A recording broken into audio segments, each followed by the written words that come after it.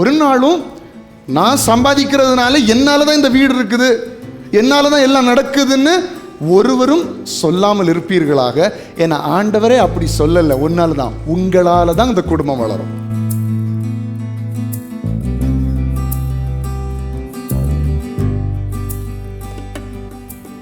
பிள்ளையை வளர்க்கிற தாய் பரிசுத்த ஆவியினால நிரப்பப்படுகிற, பரிசுத்த ஆவியினால் வழி நடத்தப்படுகிற தாயா இருக்கும்போது 80வது வசனத்தில் வாசித்தது போல உங்களுடைய பிள்ளை ஆவியில் பலன் கொண்டதா இருக்கும்.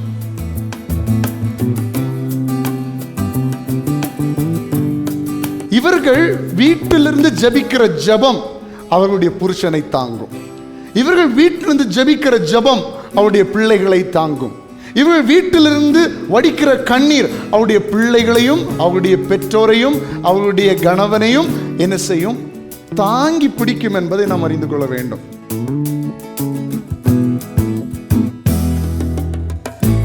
பரிசுத்த ஆவியானவரால் நடத்தப்படுகிற உங்க பிள்ளைய சாத்தான் விழுங்க முடியாது, உலகம் விழுங்க முடியாது, பாவம் விழுங்க முடியாது, சாபம் விழுங்க முடியாது. அப்போ ஒரு தாய்க்கு, ஒரு மனைவிக்கு இந்த குடும்பத்தில் எவ்வளவு முக்கியத்துவம் இருக்கிறது என்பதை நீங்கள் புரிந்து கொள்ளுங்கள்.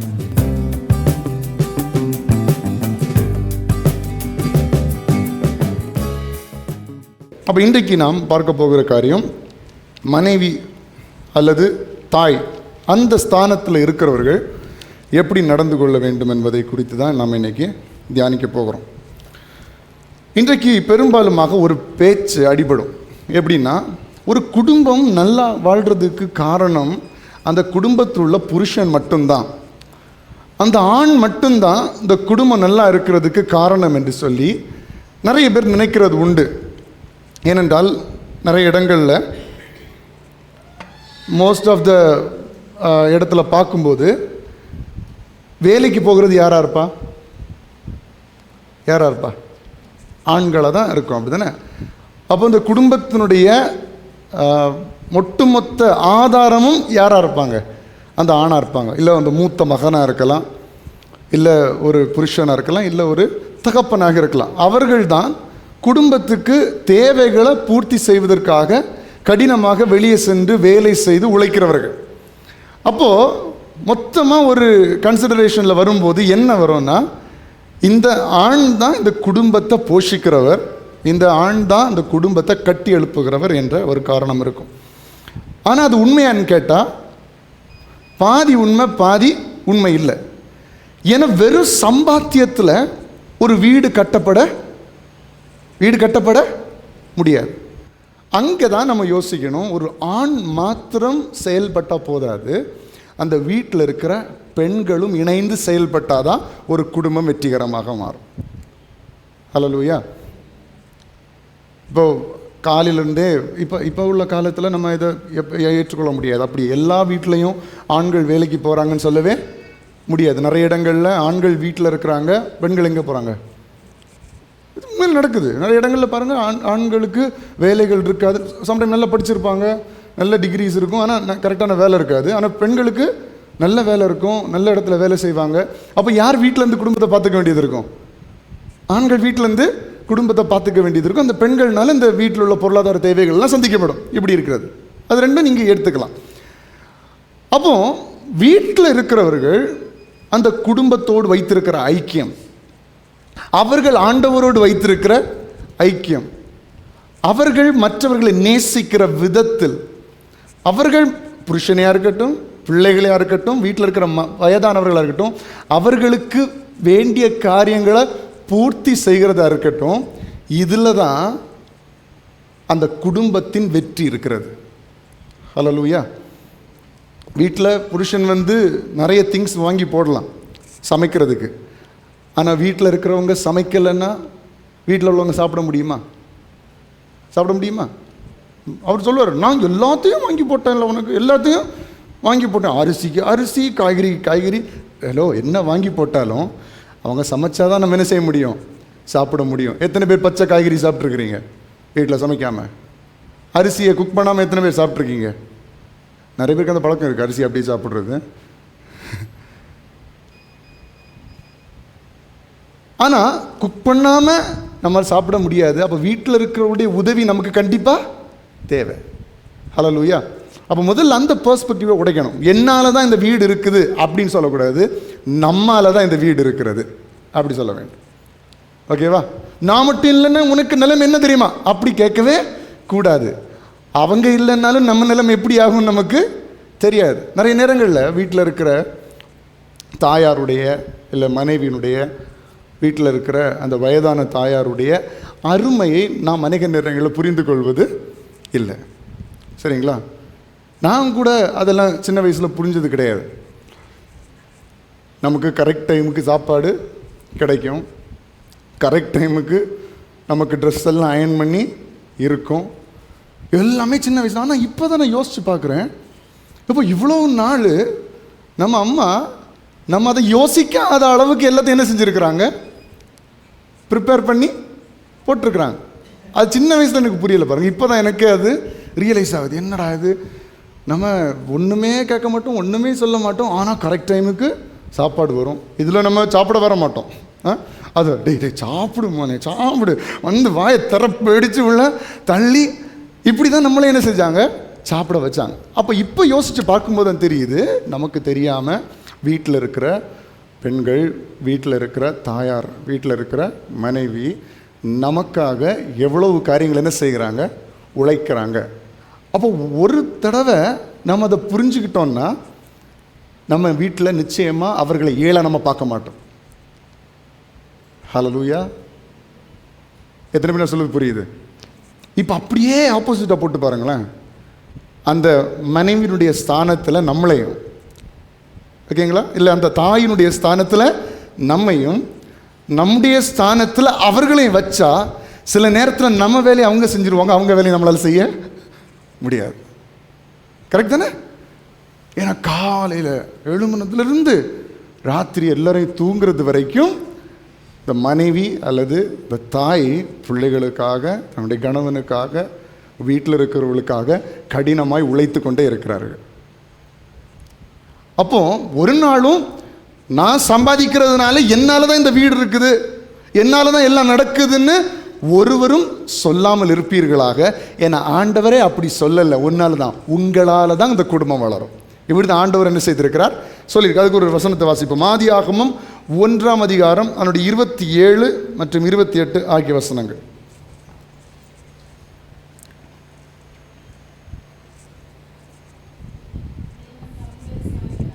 ஆதியாகமம் 1:27-28. தேவன் தம்முடைய சாயலாக மனுஷனை சிருஷ்டித்தார், அவனை தேவ சாயலாகவே சிருஷ்டித்தார், ஆணும் பெண்ணுமாக அவர்களை சிருஷ்டித்தார். பின்பு தேவன் அவர்களை நோக்கி, நீங்கள் பலுகி பெருகி. பின்பு தேவன் யாரை நோக்கி, யாரை நோக்கி? அவர்களை. அவர்களைன்னா யாரெல்லாம்? இருவரையும் நோக்கி. ஒரு ஆளை பார்த்துல, இருவரையும் நோக்கி, அவர்களை நோக்கி, நீங்கள் பலுகி பெருகி பூமியை நிரப்பி அதை கீழ்ப்படுத்தி சமுத்திரத்தின் மச்சங்களையும் ஆகாயத்து பறவைகளையும் பூமியின் மேல் நடமாடுகிற சகல ஜீவ ஜந்துக்களையும் ஆண்டு கொள்ளுங்கள் என்று சொல்லி தேவன் யார? அவர்களை ஆசீர்வதித்தார். அப்போ ஒரு குடும்பம் வெற்றிகரமான வாழ்க்கைக்கு நேராக போனோம்னா, ஒரு குடும்பம் வளர்ச்சி அடையணும்னா அதற்கு ஒருவர் அல்ல, அவர்கள், குடும்பத்தில் இருக்கிற அத்தனை பேரும், ஒரு ஆண் மட்டுமல்ல, ஒரு பெண் மட்டுமல்ல, இருவரும் சேர்ந்து தான் ஒரு குடும்பத்தினுடைய வளர்ச்சியை கொண்டு வர முடியும், அந்த குடும்பத்தை வெற்றிகரமாக மாற்ற முடியும். இரண்டு பேருமே ஈக்குவலாக செயல்பட முடியாது, அதையும் புரிந்து கொள்ளணும். அவர்களை போல நம்மளால் செயல்பட முடியாது.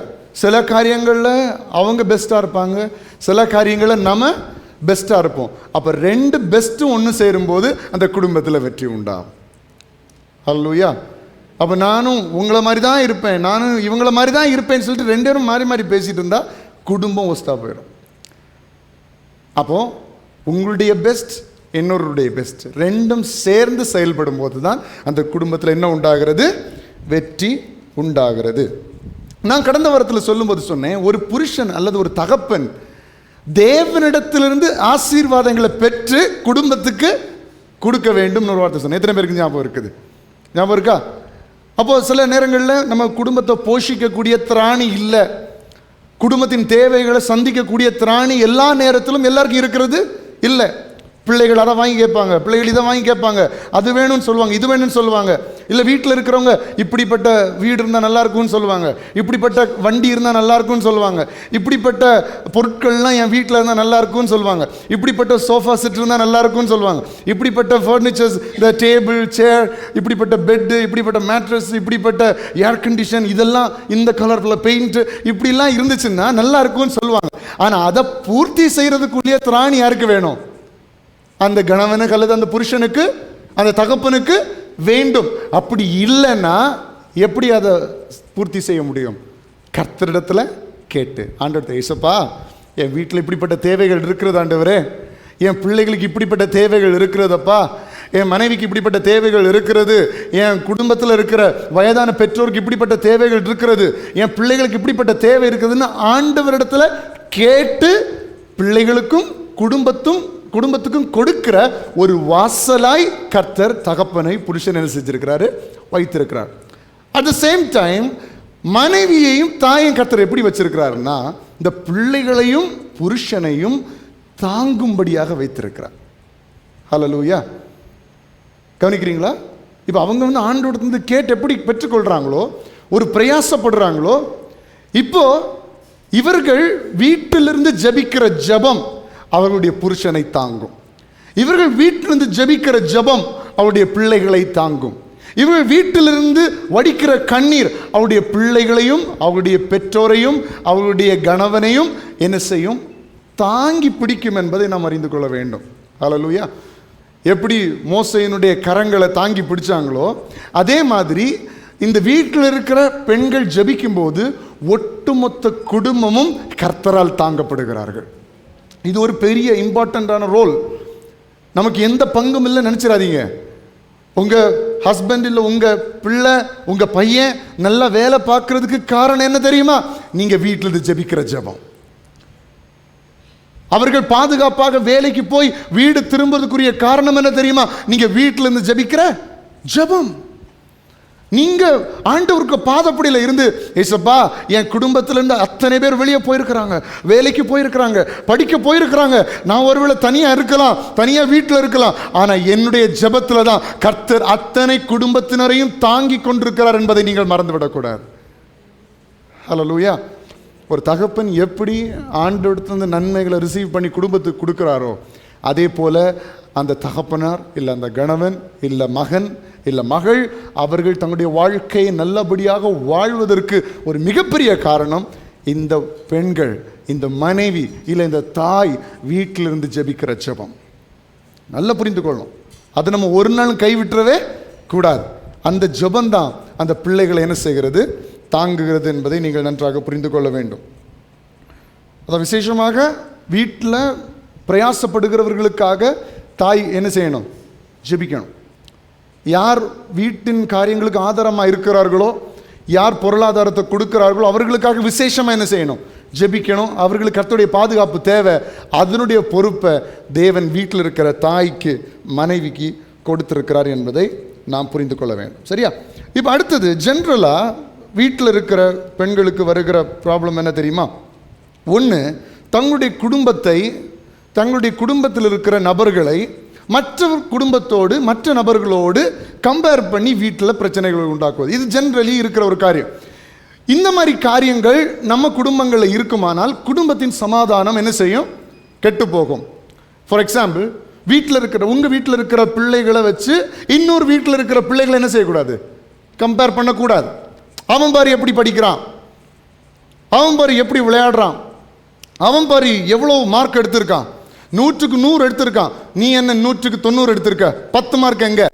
இப்படி மற்றவர்களை கம்பேர் பண்ணி வீட்டில் பிரச்சனைகளை ஏற்படுத்துகிற சூழ்நிலை இன்றைக்கு அநேக இடங்களில் இருக்கிறது. இப்படிப்பட்ட ஒரு கம்பேர் பண்ணுற ஒரு இருதயம் பெண்களுடைய வாழ்க்கையில் என்ன செய்யக்கூடாது? யாருடைய வாழ்க்கையில் இருக்கக்கூடாது. ஆனால் விசேஷமாக இன்றைக்கி நம்ம பார்க்குற டாப்பிக்கின் படி வீட்டில் இருக்கிற தாய், வீட்டில் இருக்கிற மனைவி குடும்பத்தை காக்க வேண்டியவர்கள், குடும்பத்தை ஜெபத்தில் தாங்க வேண்டியவருடைய வாழ்க்கையில் இந்த மற்றவங்களை வச்சு கம்பேர் பண்ணி அவங்க ஃபேமிலி ஸ்டேட்டஸை ஒப்பிடுவது அவருடைய வாழ்க்கையில் இருக்கவே கூடாது. இதே மாதிரி புருஷனிடத்துலையோ இல்லை தகப்பனிடத்துலையோ, என்ன நீங்கள் இப்படி சம்பாதிக்கிறீங்க, அவங்க வீட்டுக்கு சில பிள்ளைகள் கூட கேட்பதுண்டு, அப்பா அந்த பிள்ளையோட அப்பா அவங்களுக்கு இதெல்லாம் வாங்கி கொடுத்துருக்குறாங்க, அந்த பையனோட அப்பா அவங்களுக்கு இதெல்லாம் செஞ்சுருக்கிறாங்க, அவங்க வீடை இப்படி கட்டியிருக்காங்க, அவங்க இந்த கார் வாங்கி வச்சுருக்காங்க, நீங்கள் ஏன் அதெல்லாம் வாங்கலை அப்படின்னு சொல்லி கம்ப்ளைண்ட் பண்ணுற நிறைய பிள்ளைகள் உண்டு. இதே போல் கம்ப்ளைண்ட் பண்ணுற நிறைய மனைவியும் உண்டு. ஏன் நீங்கள் அதை மாதிரி சம்பாதிக்கலை, ஏன் உங்களால் முடியலை அப்படின்ட்டு. இப்படி மற்றவருடைய வாழ்க்கையை ஒப்பிட்டு நம்ம வாழ்க்கையில் நம்ம குடும்பத்தில் பிரச்சனைகளை உண்டு பண்ணக்கூடாது. அதுக்கு பதிலாக என்ன என் மனப்பான்மை இருக்கணும்னா, என் குடும்பத்துக்கு தேவையானதை, என் புருஷனுக்கு தேவையானதை, இல்லை என் தகப்பனுக்கு தேவையானதை, இல்லை எனக்கு தேவையானதை கர்த்தர் என் குடும்பத்தில் தந்திருக்கிறார். இந்த ஒரு காரியம் நமக்கு இருக்க வேண்டும். எத்தனை பேர் சொல்ல புரியுது? ஏன்னா நிறைய இடத்துல இன்னைக்கு பிரச்சனைகள், சண்டை சச்சரவுகள், சமாதானக்கேடு, சந்தோஷக்கேடு உண்டாகிறதுக்கு ஒரு முக்கிய காரணம், அவன் பாரு எப்படி இருக்கான், இவன் பாரு எப்படி இருக்கான், அந்த குடும்பம் பாரு எப்படி இருக்கு, அவங்க என்னெல்லாம் வாங்கி கொடுத்துருக்குறாங்க.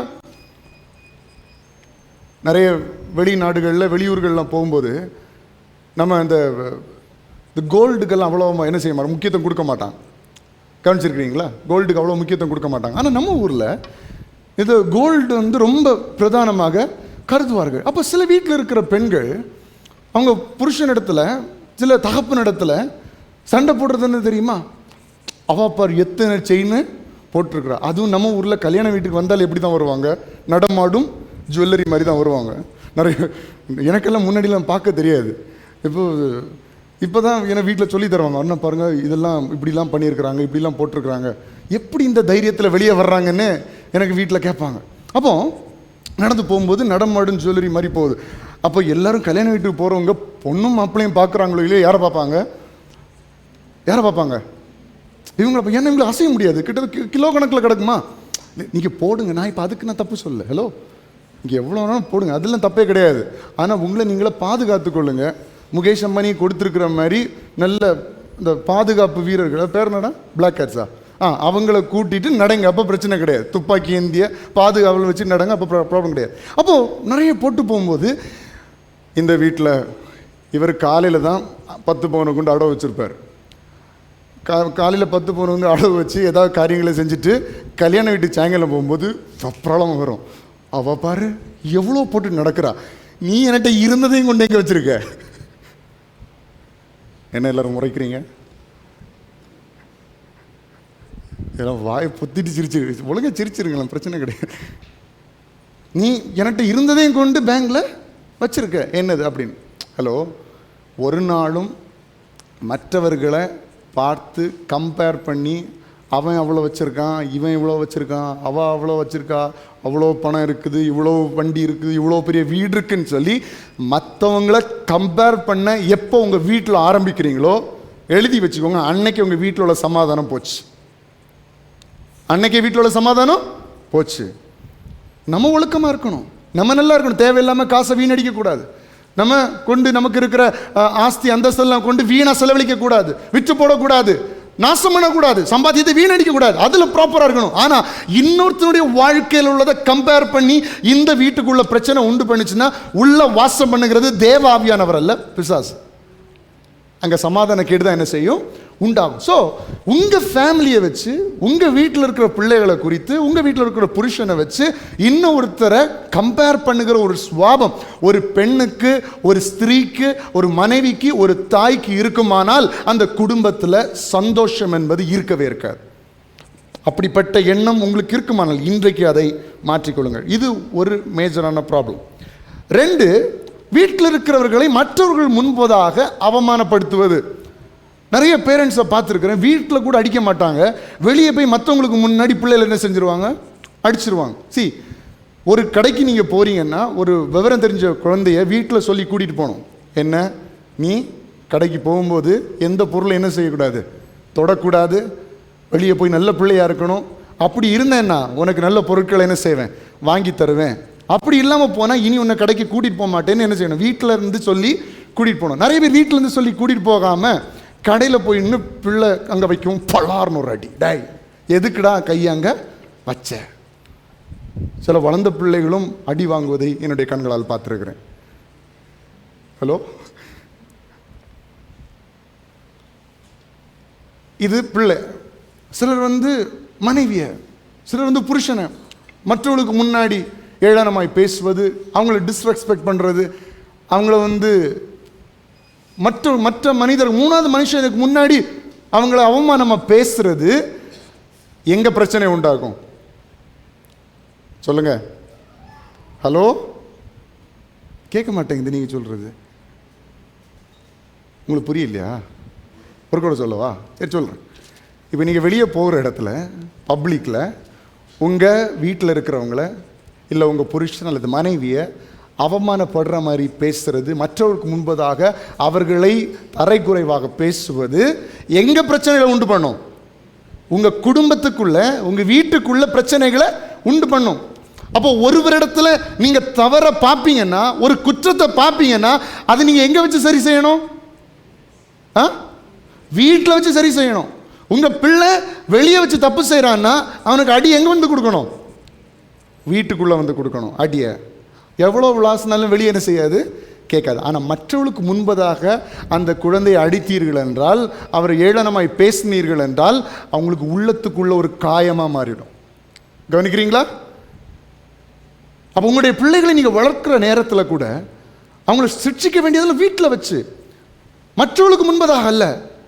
சிலர்லாம் எங்கே பார்த்தாலும் பிள்ளைகளை பற்றி குறை சொல்கிறது, எங்கே பார்த்தாலும் மனைவியை பற்றி குறை சொல்கிறது, எங்கே போனாலும் புருஷனை பற்றி குறை சொல்கிறது. யாருன்னு கிடையாது, எல்லாரும் வாய் எடுத்தோன்னே பிள்ளை எப்படி இருக்கான்னு தான் கேட்டிருப்பாங்க. அவன் ஒழுங்காக படிக்க மாட்டான், ஒழுங்காக ஸ்கூலுக்கு போக மாட்டான், காலையில் எழும்ப மாட்டான், ஒரு வேலையை செய்ய மாட்டான். கேட்ட கேள்வி என்னது? கேட்ட கேள்வி என்னது? சொல்லுங்க. பிள்ளை எப்படி இருக்கான், அதுக்கு என்ன பதில் சொல்லணும்? என்ன பதில் சொல்லணும்? நம்ம எல்லாம் கதை எழுதக்கூடிய ஆட்கள்ல, நானே ஒன்றும் தெரியாமல் 40 பேஜ் எழுதியிருக்கேன். அப்போ நம்ம சபையார் எப்படி இருப்பீங்க? நீங்களும் நல்ல கதை எழுதக்கூடிய ஆட்கள் தான் இருப்பீங்க. அப்போது பிள்ளை எப்படி இருக்கான், இல்லை மகா எப்படி இருக்கான்னு கேட்டால் என்ன சொல்லணும்? அவன் நல்லா இருக்கா அப்படின்னு சொல்லலாம். அதுக்கப்புறம் கேட்குற கேள்விக்கு தான் நம்ம என்ன செய்யணும்? பதில் சொல்லணும். இது நல்லா இருக்கிறானான்னு கேட்டால் அவனுக்கு வண்டவாளத்தெல்லாம் கக்கி விட்டுறது, எல்லாத்தையும் சொல்லி அவனை அவமானப்படுத்தி நம்மளும் அவமானப்பட்டு அவங்க வெளியே போய் சொல்லுவாங்க, மற்றவனுக்கு மகா இருக்கான்ல, மற்றவனுக்கு பையன் இருக்கான்ல, அவன் இப்படி ஆகும். உடனே அவளுக்கு அம்மாவே என்கிட்ட சொன்னா, அவளுக்கு அப்பாவே என்கிட்ட சொன்னா. இதே போல புருஷனை பற்றி சொல்றது, இப்படியே மனைவியை பற்றி சொல்றது. இப்படி மற்றவர்களுக்கு முன்பதாக உங்களுடைய வீட்டில் இருக்கிறவர்களை கனவீனப்படுத்துவீர்களானால் கடைசியில் பிரச்சனை எங்கே வரும்? அவங்களுக்கு வராது, உங்களுக்கு தான் வரும். உங்கள் வீட்டில் தான் வரும். அதனால என்னைக்குமே உங்கள் வீட்டில் இருக்கிறவர்களை கனஹீனப்படுத்துகிறவர்களால் கனப்படுத்துகிறவர்களாக இருக்க வேண்டும். பக்கத்தில் பார்த்து சொல்லுங்கள், நீங்கள் முடியல என்ன மாறணும், மாறினா தான் கர்த்தர் ஆசீர்வாதம். சொல்லுங்கள், நீங்கள் உங்கள் வீட்டில் இருக்கிறவங்கள, என்ன சத்தம் உளறுறீங்க எல்லாரும்? சத்தமாக சொல்லுங்கள். நீங்கள் உங்கள் வீட்டில் இருக்கிறவங்கள கனப்படுத்துங்க, அற்பமாக பேசாதீங்க, தூங்கியும் விழாதீங்க. ஓகே. அப்போ வீட்டில் இருக்கிறவர்களை அவமானப்படுத்துகிற மாதிரி பேசுறது, கனவீனப்படுத்துகிற மாதிரி பேசுறது குடும்பத்தில் இருக்கிறவர்களுக்கு அது கஷ்டத்தை ஏற்படுத்தும். முதல்ல என்ன சொன்னேன்? மற்றவர்களோடு ஒப்பிடுவது, அவங்க எப்படி இருக்கிறாங்க இப்படி இருக்கிறாங்க ஒப்பிடுவது குடும்பத்தில் பிரச்சனைகள் உண்டு பண்ணும். ரெண்டாவது, மற்றவர்களுக்கு முன்பதாக கனஹீனமாய் பேசுகிறது, கனஹீன வார்த்தைகளை, சொற்களை பப்ளிக்கில் யூஸ் பண்ணுவது ரொம்ப பெரிய பிரச்சனைகளை குடும்பத்தில் ஏற்படுத்தும். அடுத்தது, வீட்டில் இருக்கிறவர்களிடத்தில் மூன்றாவது காரியம் சொல்கிறேன், அவங்களை எப்போவுமே குறை சொல்லி கொண்டே இருப்பார்கள். அவங்களுக்கு தெரியும், நம்ம பாஷையில் சொல்லுவாங்க நொய் நொய் நொய் நொய் நொய் நொய்ன்னு. புரியுதுங்களா உங்களுக்கு? எப்போவுமே குறை சொல்லிட்டு இருந்தால் ஒரு மனுஷனுக்கு, இல்லை உங்கள் பிள்ளைகளுக்காக இருந்தாலும் சரி, ஒரு கட்டத்துக்கு மேலே அந்த வார்த்தைக்கு மதிப்பே இருக்காது. ஒரு தடவை தான் சொல்லணும். ஏன்னா நிறைய தடவை நமக்கு வெப்பராளத்தில் சொல்லிடுவோம் பாருங்கள், நிறைய தடவை அது பிரயோஜனமே இல்லாமல் போயிடும். நமக்கு மனசுக்குள்ள அவ்வளோ எரிச்சல் இருக்கும், அவ்வளோ கஷ்டம் இருக்கும், இப்படி பண்ணுறாங்களே, இப்படி வேதனைப்படுத்துகிறாங்களேன்னு இருக்கும், உண்மைதான். ஆனால் அதில் ஓவராக சொல்லிகிட்டே இருந்தோம், பார்க்கும்போதெல்லாம் சொல்லிட்டு இருந்தேன்னு வைங்க, அவங்களுக்கு அப்புறம் நம்மகிட்ட பேசுகிறதுக்கே விருப்பம் இல்லாமல் போயிடும், நம்ம இடத்துல பேசுகிறதுக்கே விருப்பம் இல்லாமல் போயிடும். வீட்டுக்கே வர்றதுக்கு விருப்பமே இல்லாமல் போயிடும். சில ஆண்கள் சொல்வது உண்டு, வீட்டுக்கு போகக்கூடாது, வீடு இல்லை, அது நரகம் சொல்லுவோம். வீடு இல்லை, அது நரகம். வீட்டுக்கு போறதுக்கே பிடிக்கல. ஏன்னா வீட்டுடைய அட்மாஸ்பியரை அப்படி மாற்றிட்டாங்க. மாற்றி வீட்டில் தேவையில்லாமல் தேவையில்லாமல் சண்டை போட்டு அங்கே பரிசுத்தாவியான இருக்க மாட்டோம், அங்கே ஃபுல்லாக பிசாசுக்கு ஆளாக தான் இருக்கும். அப்போ கார் எடுத்துகிட்டு வெளியே போனோடனே எல்லாருக்கும் ஒரு பீஸ் ஆஃப் மைண்டு. யாருக்கு? குடும்பத்தில் இருக்கிற அத்தனை பேருக்குமே பீஸ் ஆஃப் மைண்டு. குடும்பத்தில் ஒரு 5 பேர் இருக்கிறாங்கன்னா 5 பேரும் வீட்டை விட்டு வெளியே வண்டி எடுத்துட்டாங்கனாலே ஒரு பிரச்சனை நிறைய பேருக்கு இருக்காது. அப்போ அது என்ன அர்த்தம்னா, வீட்டில் ஏதோ நீங்கள் செஞ்சு வச்சுட்டீங்க. நீங்கள் சூனியம் செய்து வைக்காமல் இருக்கலாம், ஆனால் உங்கள் வாயின் வார்த்தைகள் எல்லாம் எதிர்மறையாக பேசி சத்துருக்கு இடம் கொடுத்து அங்கே கர்த்தருடைய பிரசன்னம் இல்லாமல் அங்கே சாத்தானுடைய ஆளுக இருக்கிறபடினால வீட்டில் என்ன இருக்காது? நிம்மதியாக இருக்காது. வெளியே போன உடனே எல்லாருக்கும் ஒரு ரிலாக்ஸேஷன், எல்லாருக்கும் ஒரு அமைதி, வீட்டில் இருக்கிற பிள்ளைகளுக்கு அமைதி. அப்போ வீட்டுக்குள்ளே கேட்டை ஓப்பன் பண்ணும்போது பிள்ளைகள் சொல்லும், வீட்டுக்கு போக வேண்டாம், வேற எங்கேயாவது போவோம். ஹலோ, இன்னும் சிலர் இருக்கு, வண்டியில் ஏறுறது திருப்பி வாரது வரைக்கும் என்ன தான் இருக்கும்? சண்டையாக தான் இருக்கும்.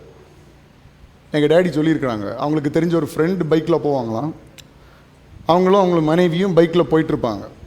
பைக்கில் போகும்போது மாறி வெளியிருந்து பார்க்குறது சிரிச்சிட்டு இருக்க மாதிரி தான் இருக்குமா, ஆனால் மாறி கெட்ட வார்த்தையில் திட்டிகிட்டு இருப்பாங்களாம். எனக்கு அப்பா சொல்லி தான் எனக்கு தெரியும். பார்க்குறதுக்கு சிரிச்சுட்டே இருப்பாங்க பைக்கில். எல்லோரும் பார்க்க என்ன ஒரு அழகான கணவன் மனைவி சந்தோஷமாக பைக்கில் சிரிச்சிட்டு போகிறாங்க அப்படின்னு. ஆனால் வாயும் பல்லு மட்டும்தான் எப்படி இருக்கும்? சிரிச்சுட்டு போவோம். மாறி தட்டி அப்படி பேசி இப்படி பேசி ஒரே சண்டையிலேயே என்ன செஞ்சுட்டு இருக்கிறது? போயிட்டுருக்கிறது. நிறைய பேர் பிரயாணங்கள் போகும்போது அப்படி தான். இது எல்லாம் மாறணும்னா நம்ம மாறி ஒருத்தங்களை இரிட்டேட் பண்ணாத அளவுக்கு மாறி குறை சொல்லி கம்ப்ளைண்ட் பண்ணிட்டு இருந்தா அது ஒரு கட்டத்தில் அந்த குடும்பத்தில் மொத்த சமாதானத்தை என்ன செஞ்சிடும்? கெடுத்து விட்டுரும்.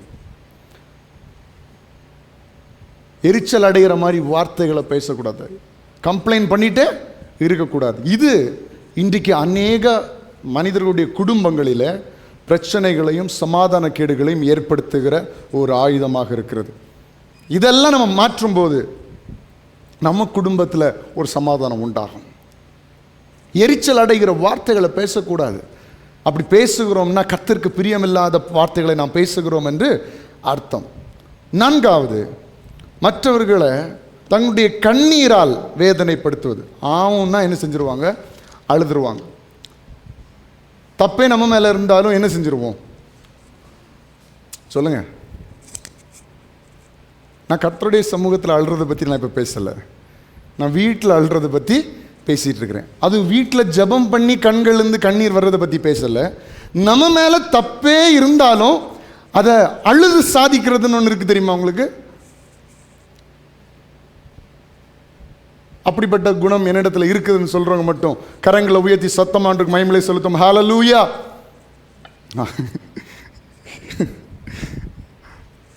குழந்தைங்க அழுது சாதிச்சிரும். அவங்களுக்கு நினைச்சது கிடைக்கிறது வரைக்கும் அந்த அழுகை என்ன செய்யாது? நிறுத்தாது. அது கிடைச்ச உடனே அழுகை என்ன செஞ்சிடும்? ஸ்டாப் பண்ணிடும். இதே போல வீட்டில் இருக்கிற நிறைய தாய்கள், நிறைய பெண்கள், மனைவிகள் என்ன செய்கிறார்கள் என்றால், அவங்களுடைய தவறை மூடி மறைப்பதற்காக என்ன செய்து விடுவார்கள்? அழுது விடுவார்கள். அவங்க மட்டும் இல்லை, நிறைய ஆண்களும் என்ன செய்கிறாங்க? இப்போ அழுறாங்க, அழுது சாதிச்சிருவாங்க. ஐயோ, எனக்கு அந்த அழுகையில் என்ன செய்யக்கூடாது? என்ன செய்யக்கூடாது? சொல்லுங்க. நம்பக்கூடாது.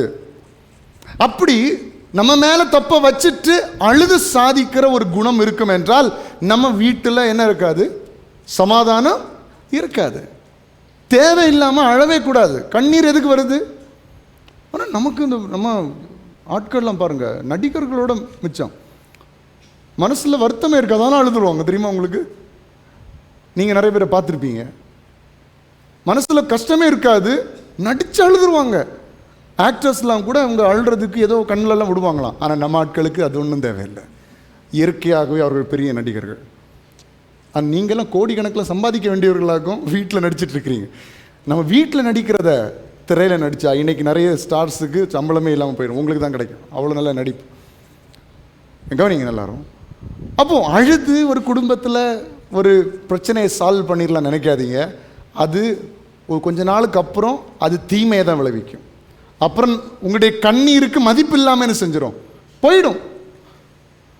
ஏதோ ஒரு கஷ்டத்தில் எப்போது இருக்கும் அழுறது வேற, ஆனால் சும்மா சும்மா அழுது உங்களுடைய கண்ணீரை என்ன செய்யாதீங்க, வீணடிக்காதீங்கன்னு தான் நான் சொல்வேன். அப்போ இந்த 4 காரியங்கள் குடும்பத்தில் பேசிக்காக இப்போ பெண்களுடைய வாழ்க்கையில் இருக்கிற காரியங்கள். ஒன்று, என்ன சொன்னேன், முதல்ல நம்முடைய வாழ்க்கையை மற்றவங்க கூட கம்பேர் பண்ணுறது. ரெண்டாவது, வீட்டில் இருக்கிறவங்கள தரைக்குறைவாக பேசுவது, அவமதிக்கிற மாதிரி பேசுறது. அப்புறம் மூன்றாவது, அவர்களிடத்தில் எரிச்சல் அடைகிற மாதிரி கம்ப்ளைனிங் வேர்ட்ஸ், அதாவது அவங்க எரிச்சல் ஆகிற மாதிரி வார்த்தைகளை அடிக்கடி உபயோகப்படுத்துவது. நான்காவது, சும்மா தேவையில்லாமல் அழுது பிரச்சனைகளை தீர்க்க நினைப்பது. இது எல்லாமே குடும்பத்தின் சமாதான கேட்டை வரவிக்கும் என்பதை நாம் புரிந்து கொள்ள முடியும். சரிங்களா? இப்போ வேதத்திலிருந்து ஒரு சில காரியங்களை நாம் பார்ப்போம் ஜென்ரலாக. ஏன்னா ஒரு பெண்கள் வீட்டிற்கு எவ்வளவு முக்கியம், அவர்கள் எப்படிப்பட்டவர்களாய் தேவன் வைத்திருக்கிறார் என்பதை வேகமாக நாம் பார்ப்போம். வேகமாக எடுத்து வாசிங்கள். நீதிமொழிகள் 12ஆம் அதிகாரம் அதனுடைய 4ஆம் வசனத்தை ஒருவர் சத்தமாய் வாசிப்போம். இல்லை, எல்லாம் சேர்ந்து வாசிக்கலாம். நீதிமொழிகள் 12 அதனுடைய 4 எல்லாம் சேர்ந்து வாசிக்கலாமா? குணசாலியான ஸ்திரீ தன் புருஷனுக்கு கிரீடமாக இருக்கிறாள், லட்சை உண்டு பண்ணுகிறவளோ அவனுக்கு எலும்புருக்கியா இருக்கிறான். ஒரே ஆள் 2 வேலையை பண்ண முடியும். ஒன்று என்ன செய்ய முடியும், கிரீடமாகவும் இருக்க முடியும், எலும்பு உருக்கிறதுக்கு யாரால முடியும்? வசனம் சொல்லுது, ஒரு மனைவியால என்ன செய்ய முடியுமா, ஒருத்தனுக்கு எலும்பை உருக்க முடியுமா? ஹல்லேலூயா. கர்த்தர் என்னோடு பேசி கொண்டிருக்கான்னு சொல்கிறோம் கரங்களை உயர்த்தி. ஆனால் குணசாலியான ஸ்திரீ தன் புருஷனுக்கு கிரீடமாக கனமாக இருக்கிறாள், மதிப்பை கொடுக்கிறவளாக இருக்கிறாள்.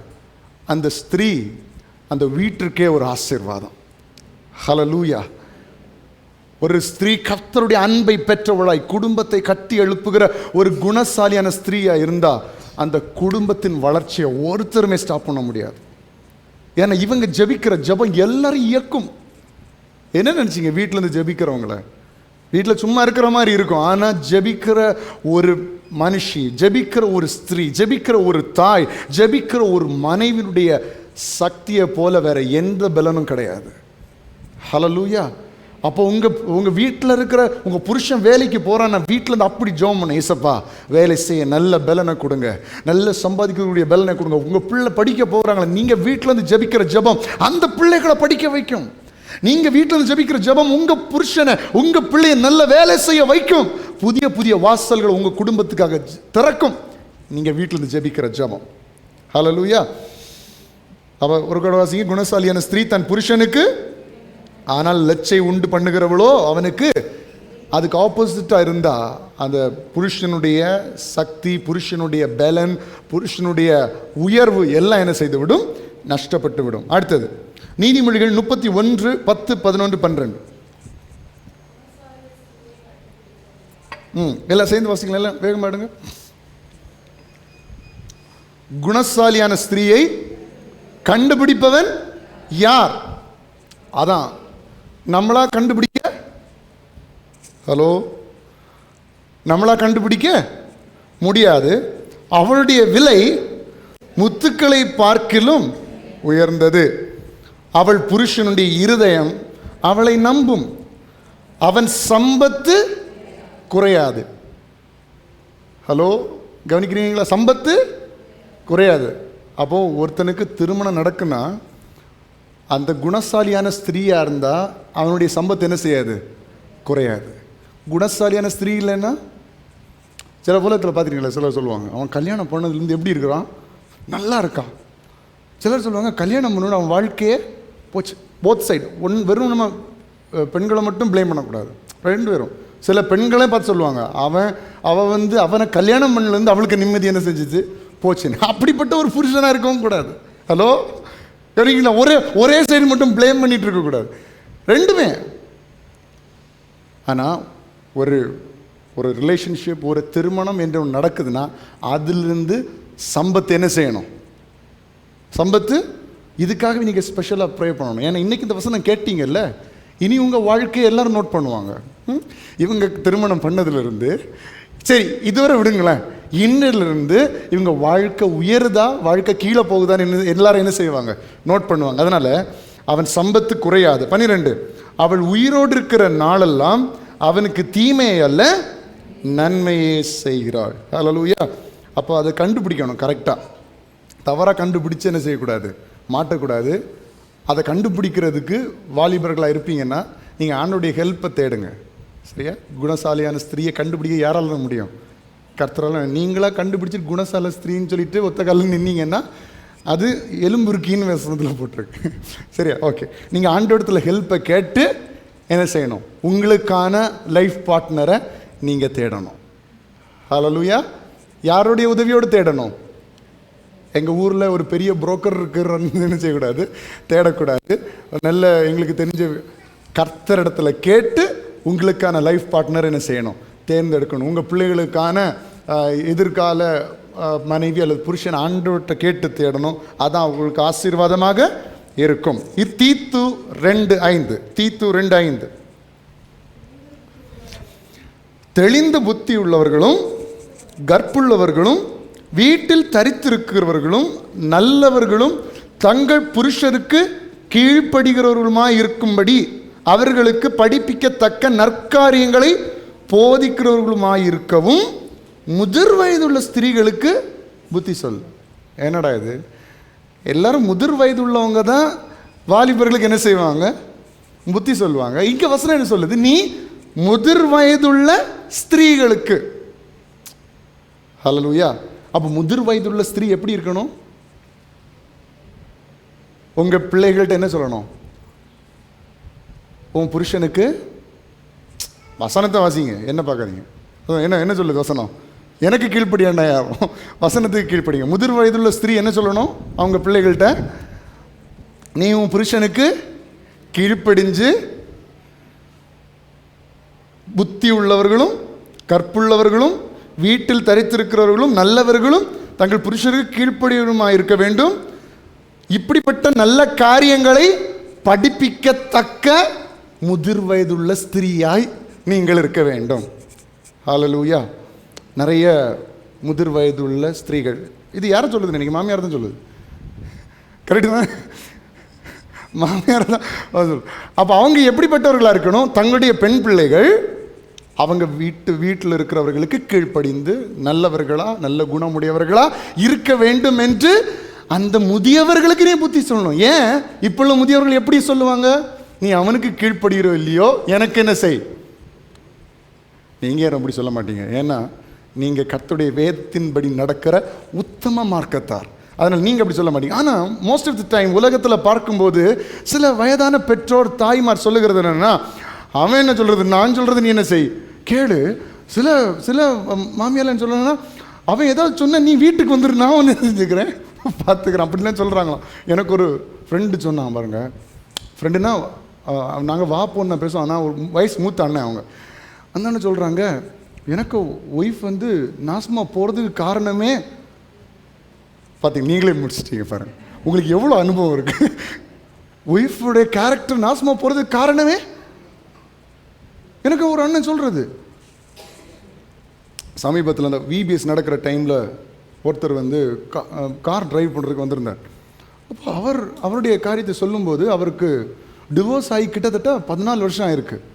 14 வருஷம் எப்போ நான் அவர்கிட்ட கேட்டேன், காரில் போயிட்டு இருக்கும்போது, ஆனால் நீங்கள் ஏன் எப்படி டிவோர்ஸ் ஆச்சு, என்ன ப்ராப்ளம்? ஒரு ப்ராப்ளம் இல்லை தம்பி, அவங்க வீட்டில் உள்ள அம்மா தான் காரணம் அப்படின்னு இவர் சொன்னார். அங்கே போய் கேட்டால் தான் தெரியும் என்ன ப்ராப்ளம். ஆனால் நிறைய இடங்களில் இந்த ப்ராப்ளம் இருக்குது.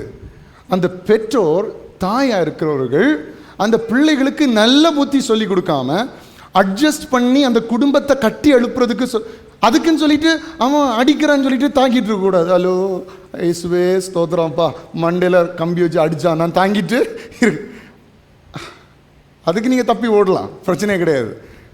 ஹலோ.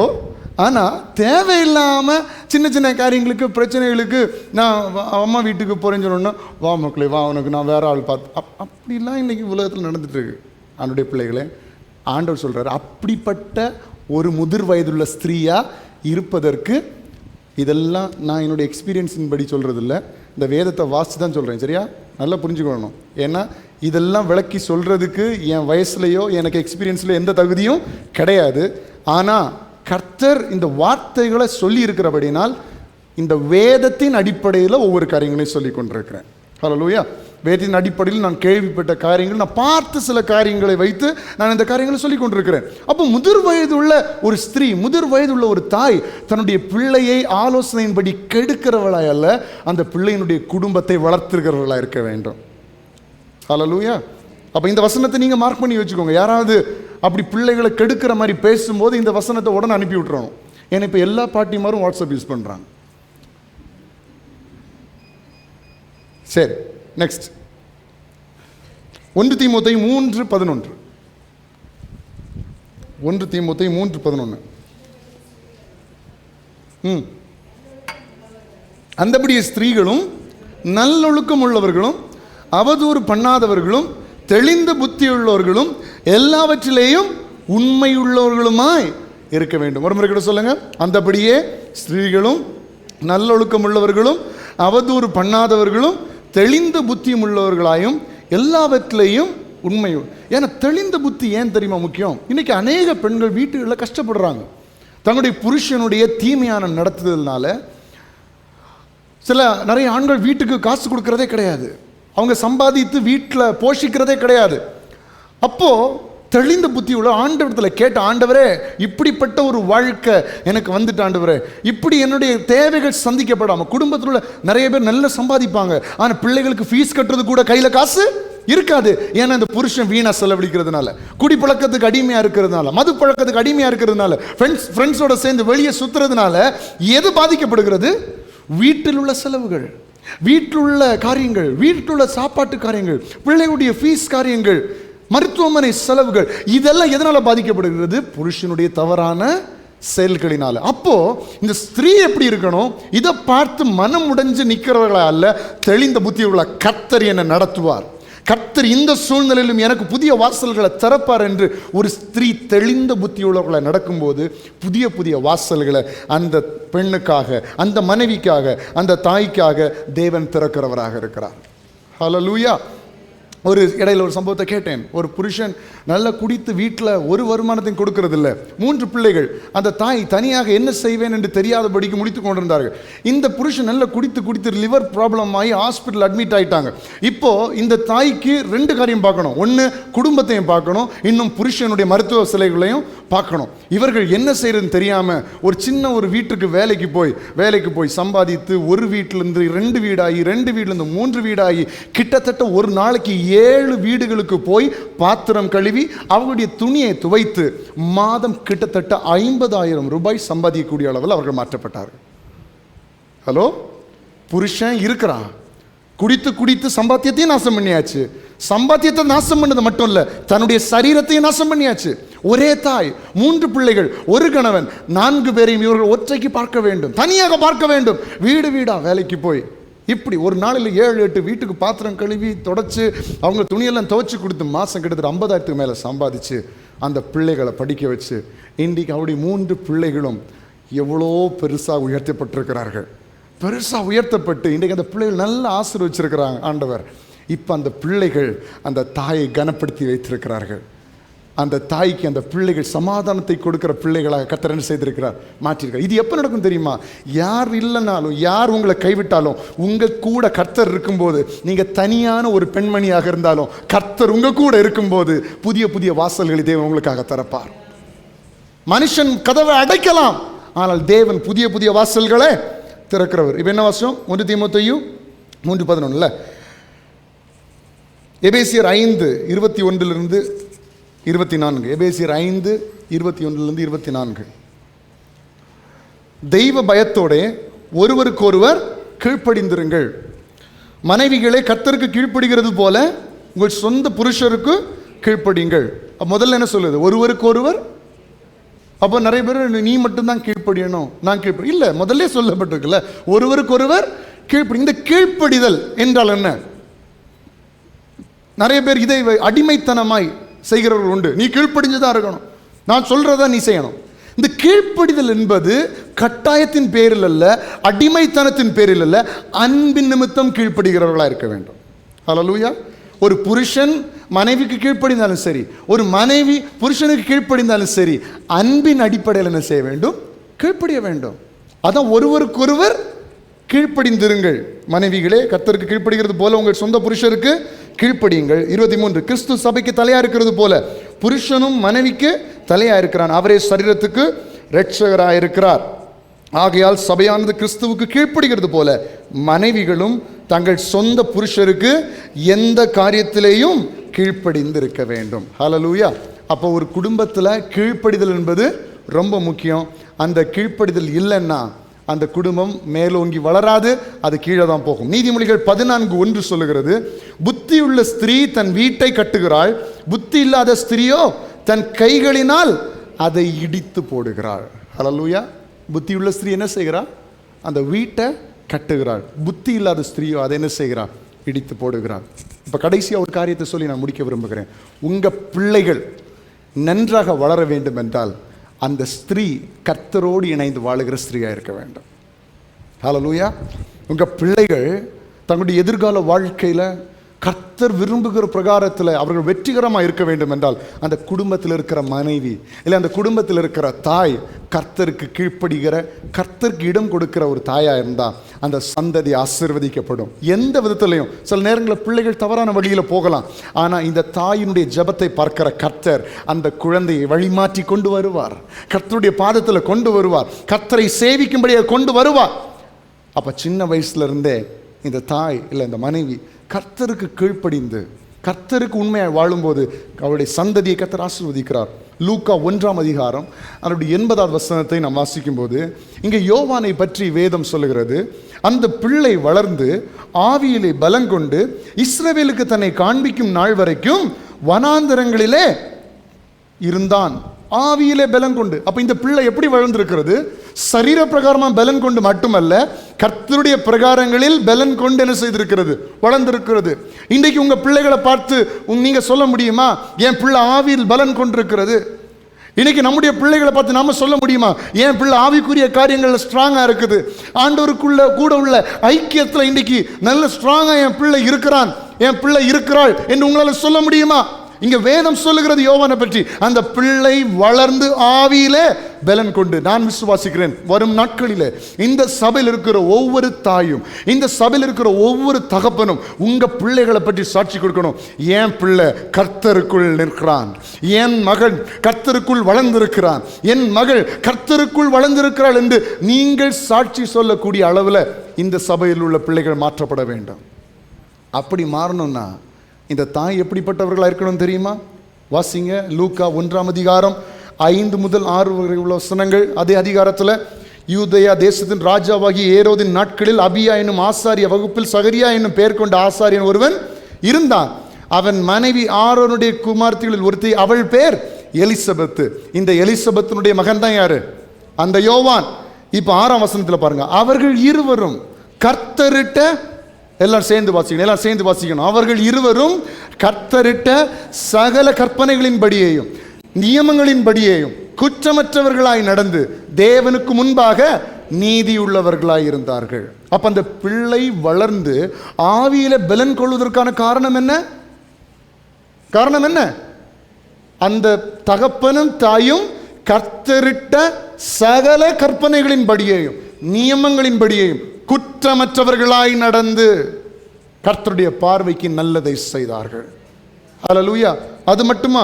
அடுத்தது வாசிங்க, லூக்கா 1 அப்படி 34 வசனத்திலிருந்து பார்க்கும்போது, அதற்கு மரியாள் தேவதூதனை நோக்கி, இது எப்படி ஆகும் புருஷனை அறியேனே என்றாள். தேவதூதன் அவளுக்கு பிரதியுத்தரமாக, பரிசுத்த ஆவி உன்மேல் வரும், உன்னதமாருடைய பலம் உன்மேல் நிழலிடும், ஆதலால் உன்னிடத்தில் பிறக்கும் பரிசுத்தம் உள்ளது தேவனுடைய குமாரன் எனப்படும். மரியாளும் இதுக்கு ஒரு சாட்சி, ஒரு நல்ல தாய்க்கு சாட்சி, பரிசுத்த ஆவியானவரால் நிறைந்த ஒரு மகள். அடுத்தது, இதோ உனக்கு இனத்தாளாய் இருக்கிற எலிசபெத்தும் தன் முதிர் வயதில் ஒரு புத்திரனை கர்ப்பம் தரிக்கிறாள்.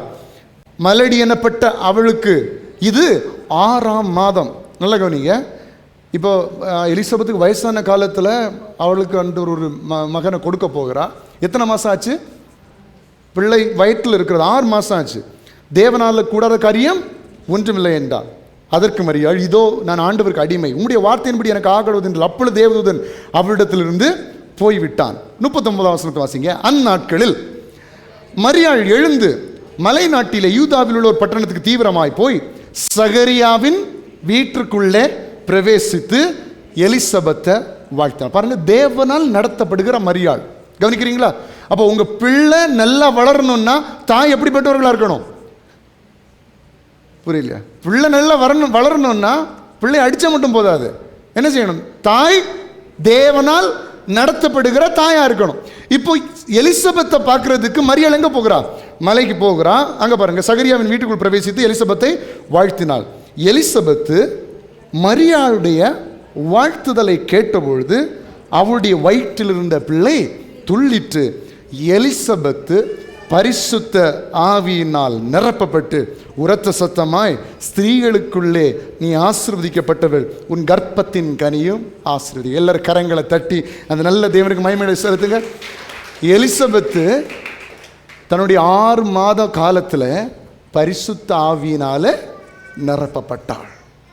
அப்போ ஒரு தாய், பிள்ளையை வளர்க்கிற தாய், பரிசுத்த ஆவியினால நிரப்பப்படுகிற, பரிசுத்த ஆவியினால் வழி நடத்தப்படுகிற தாயா இருக்கும்போது 80வது வசனத்தில் வாசித்தது போல உங்களுடைய பிள்ளை ஆவியில் பலன் கொண்டதாக இருக்கும். கர்த்தரால் நடத்தப்படுகிற பிள்ளையா இருக்கும் என்பதில் எந்தவித சந்தேகம் இல்லை. பரிசுத்த ஆவியானவரால் நடத்தப்படுகிற உங்க பிள்ளைய சாத்தான் விழுங்க முடியாது, உலகம் விழுங்க முடியாது, பாவம் விழுங்க முடியாது, சாபம் விழுங்க முடியாது. அப்போ ஒரு தாய்க்கு, ஒரு மனைவிக்கு இந்த குடும்பத்தில் எவ்வளவு முக்கியத்துவம் இருக்கிறது என்பதை நீங்கள் புரிந்து கொள்ளுங்கள். நீங்கள் ஒரு கஷ்டப்படுகிற ஒரு மனைவியா இருக்கலாம், கஷ்டப்படுகிற ஒரு தாயா இருக்கலாம். கர்த்தர் உங்களை ஆசீர்வதித்து உயர்த்துகிற தேவனாக இருக்கிறார்.